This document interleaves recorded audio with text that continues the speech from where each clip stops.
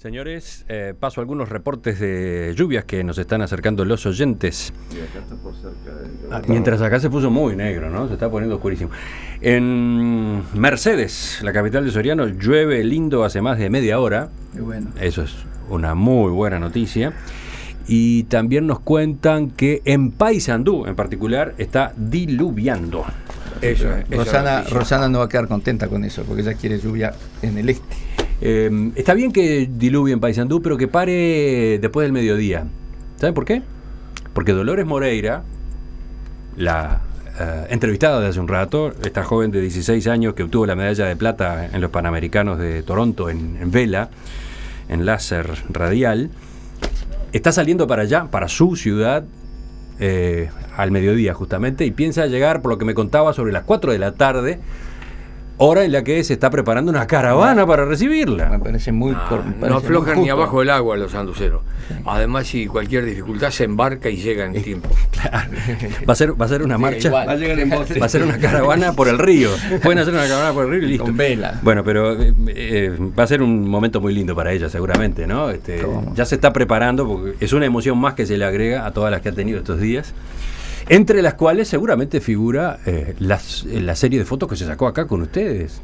Claro. Ah, sí. Los honrados fuimos nosotros, no ella. Pero, Les cuento a los oyentes, los tertulianos estaban fascinados con la medalla de plata, querían verla y se sacaron fotos posando. Fascinados con ella. Con la competidora primero. Eso, es que nos prestó eso y está en primera fila. Y la medalla de plata se la hicimos devolver, porque Mauricio se la quería llevar. Mauricio no quería devolverla. La agarró, se sacó la foto con la medalla de plata y después, para que la devuelva, no fue fácil. Bueno, las fotos van a estar en cualquier momento en nuestro muro en Facebook y en el sitio www.enperspectiva.net. Muy linda la medalla de plata, hay que decir, ¿eh?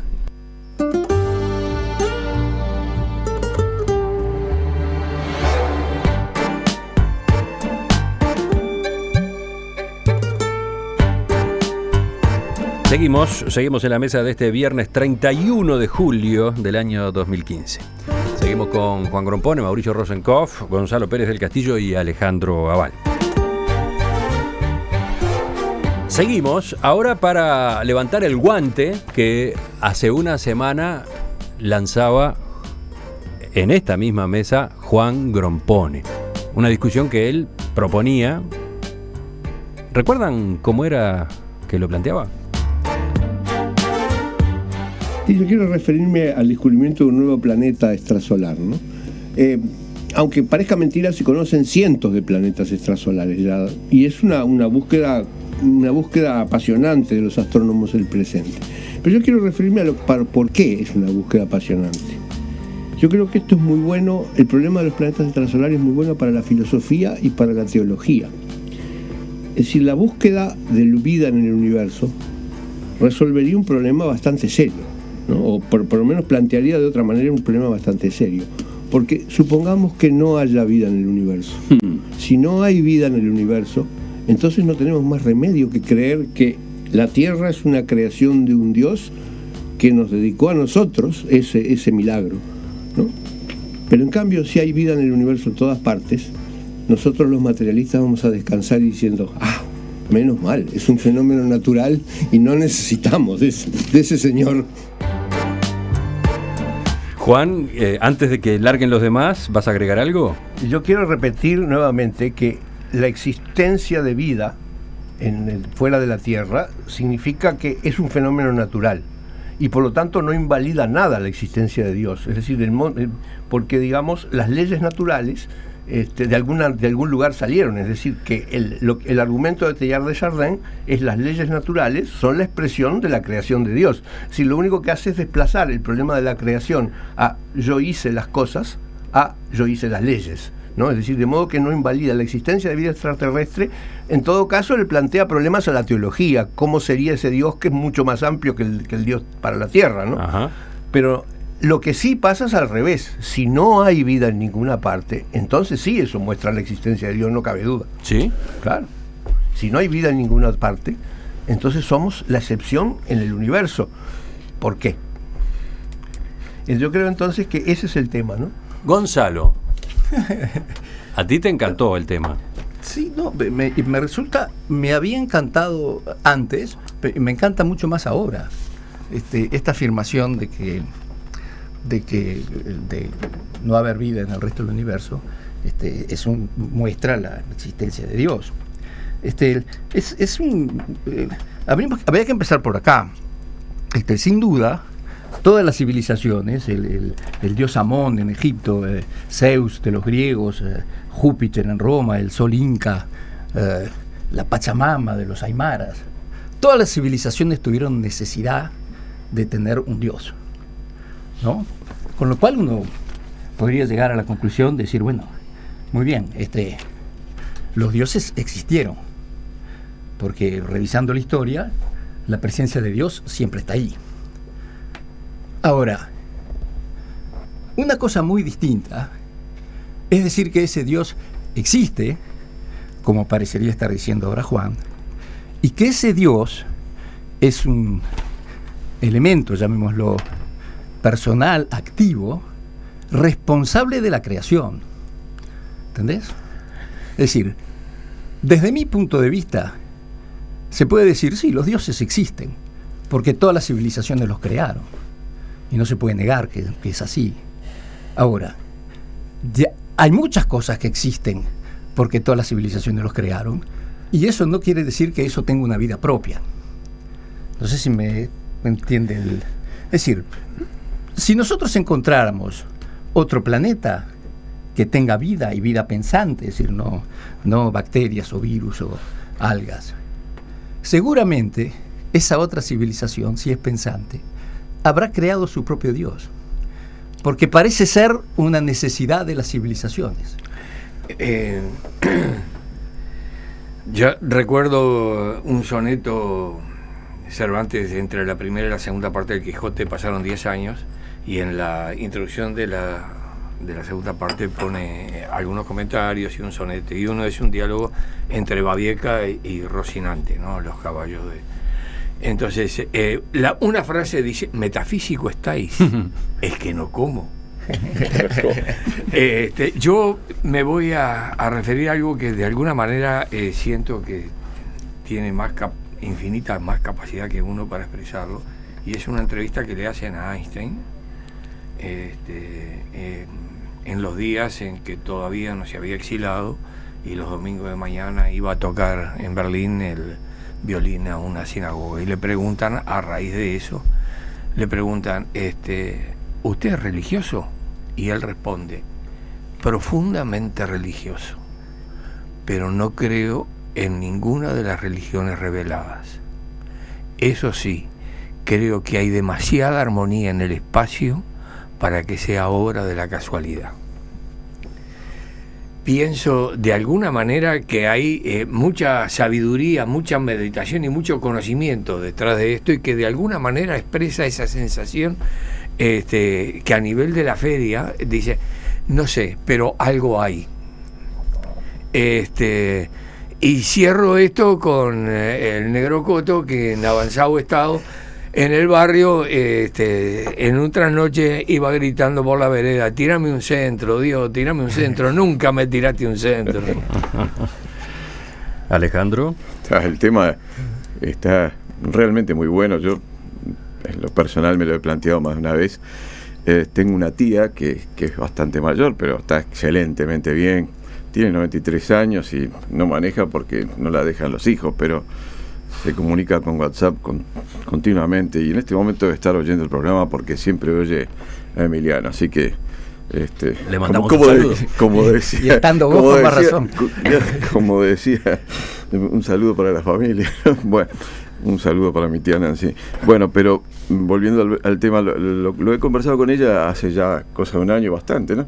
Y a raíz sobre todo la visita de un jesuita que llegó al Uruguay, que es el director del Observatorio Astronómico del Vaticano, un sacerdote que se llama Funes. Es la única institución que hay propiamente en el Vaticano con carácter científico instalada ahí, en realidad y es muy antigua, además. En realidad en Castel Gandolfo, ¿no, verdad? Y creo que tiene además una sede en Arizona, en Estados Unidos, en una universidad pública de Estados Unidos. Y por supuesto el jesuita bueno, hablaba justamente sobre este tema, la incidencia que podría tener sobre las creencias en la existencia de Dios, el descubrimiento de vida extraterrestre, Y como decía Juan, me parece que entendí eso,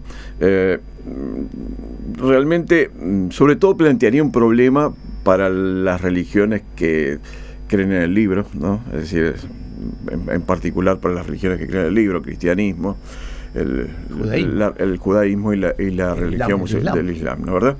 Estas tres religiones, en particular, aunque seguramente no son las únicas, se cuestionaría mucho una cantidad de cosas.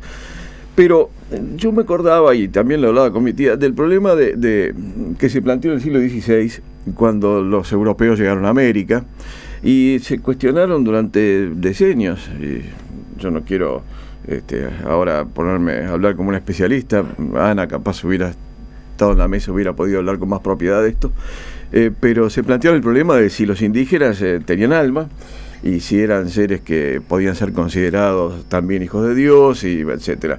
Porque claro, no descendían de lo que se supone en aquella época eran una Adán y una Eva, que venían del continente europeo, o por lo menos de África o Asia, que era donde se había propagado la civilización.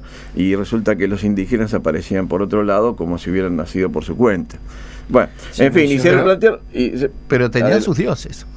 Ya, de acuerdo, sí, pero Gonzalo, eso es otra cosa. Lo que estoy diciendo es que el problema que se planteaban los europeos era si debían ser considerados seres humanos, para decirlo, ¿verdad? Bueno, de alguna manera se plantea lo mismo acá. Imagínate que vengan algunos de estos miles de millones de planetas que debe haber, porque ciertamente deben haber miles de millones de planetas, en los miles de millones de galaxias que tienen miles de millones de estrellas y que a su vez tienen miles de millones de planetas, por lo menos de lo que se va conociendo del universo ahora.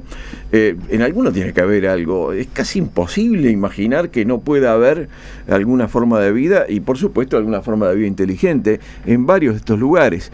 El contacto es un tema muy complicado, del cual se ha hablado mucho en las últimas semanas, pero lo cierto es que es muy probable que eso exista. ¿Cuestiona esto la existencia de Dios? Creo que la existencia de Dios no la cuestiona. Lo que sí puede cuestionar es la existencia de una religión organizada, para decirlo en términos sencillos, como podría ser el Islam, como podría ser el judaísmo, como podría ser el cristianismo en algunas de sus variantes. No quizás algunas religiones más orientales, ¿no, verdad?, que creen en cosas distintas. Ahora, se cuestiona ¿qué piensa la Iglesia? Bueno, la Iglesia Católica en particular, no creo que tenga una opinión formal institucional de esto, pero la gente que yo he oído hablar, que me parece más actualizada, entiende que todo esto igual es superable.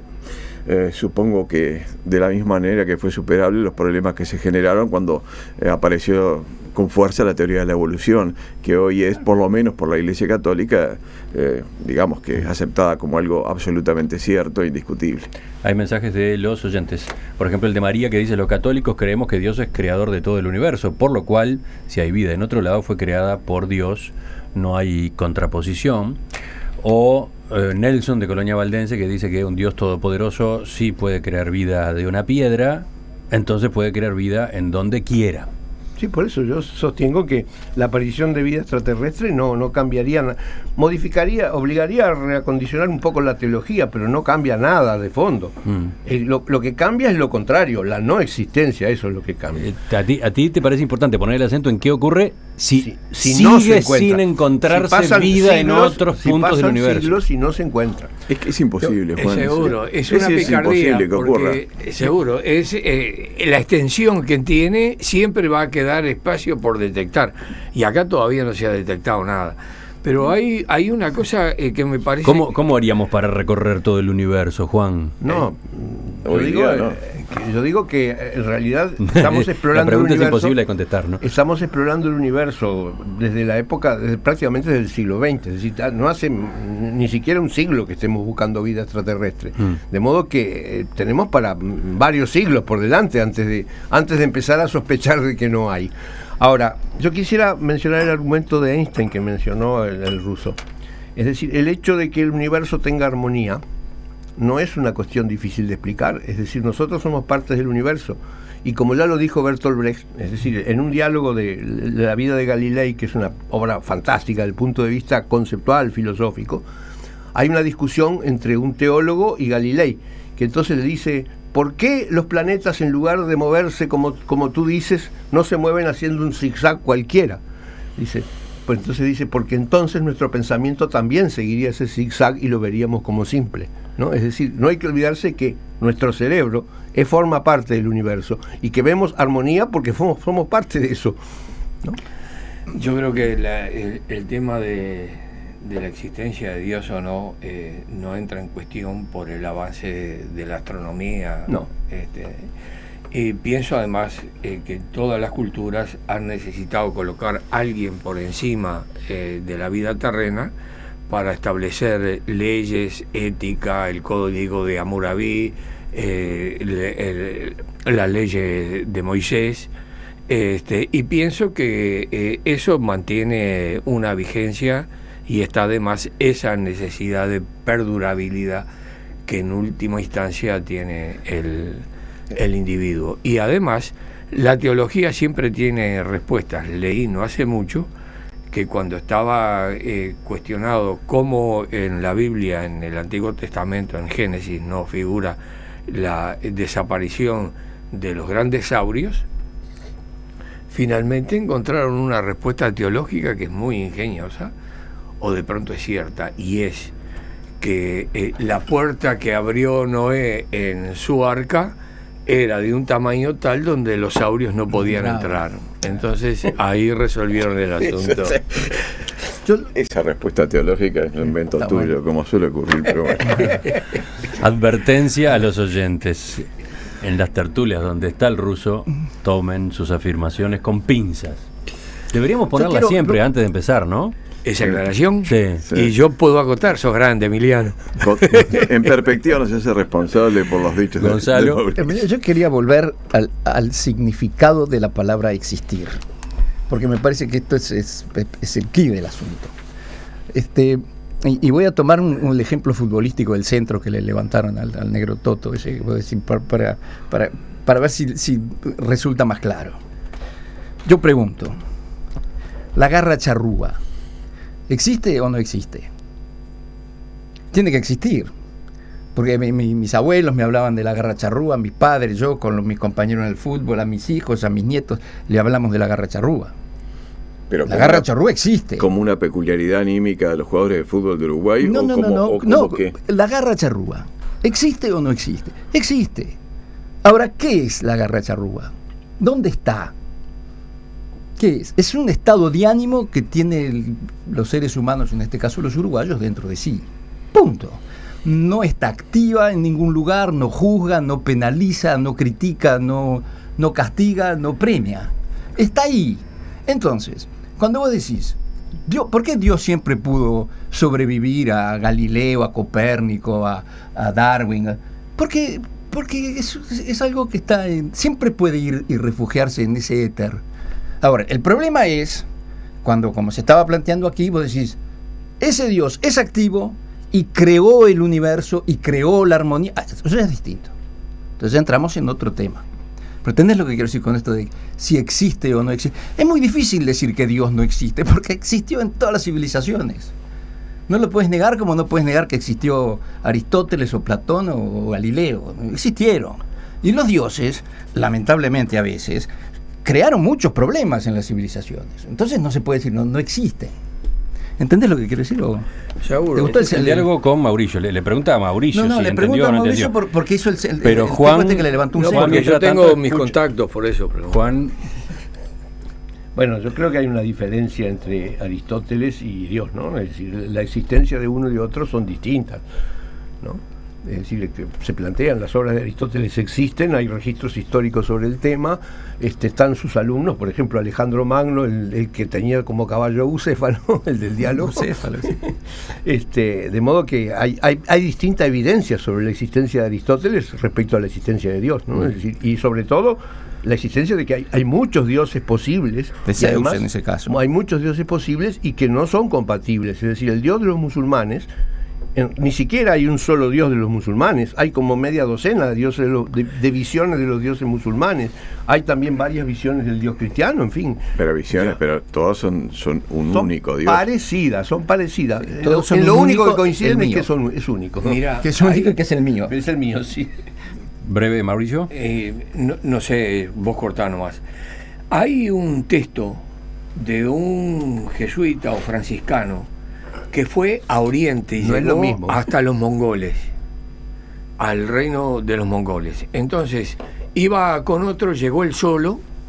Entonces, como lo iba a recibir en una gran carpa el Gengis Khan de los mongoles, quiso hacerlo con toda la prestancia. Entonces tenía un crucifijo, lo puso en alto y entró cantando un himno. Entonces le anunció a él que él traía la religión verdadera. El Gengis Khan que no recuerdo el nombre, pero es de la estirpe, le responde una cosa maravillosa. ¿Por qué quiere traer usted una verdad cuando los caminos de Dios o los caminos hacia Dios son como los dedos de una mano? Usted puede seguir cualquiera de ellos, con cualquiera de ellos llega el corazón. ¿Tenés un aporte? Escribinos a enperspectiva@enperspectiva.net o envía un mensaje de texto al 55511, costo del SMS, 6 pesos impuestos incluidos. Tengo varios mensajes de los oyentes, lo que da la pauta de que este tema puede seguir. Incluso hay más de uno que pregunta, ¿no debería haber un teólogo en esa mesa? Claro, Somos todos teólogos. Estas mesas tienen como clave de su dinámica integraciones fijas. Pero sí, cada tanto se puede hacer alguna variante, se puede hacer una excepción, sobre todo cuando un asunto se pone muy profundo, ¿no? Yo quisiera hacer una pequeña Lo acotación podemos sobre la eventualmente organizar, ¿eh? Yo quisiera hacer una acotación sobre la teología. La teología es la única conocimiento que estudia algo que no se sabe si existe. Es decir, la teología estudia a Dios, algo que no se sabe si existe. De modo que es increíble como estudio. La teología parte de la base de que Dios ¿Me dejás existe, traer Juan. a Maggi en una referencia?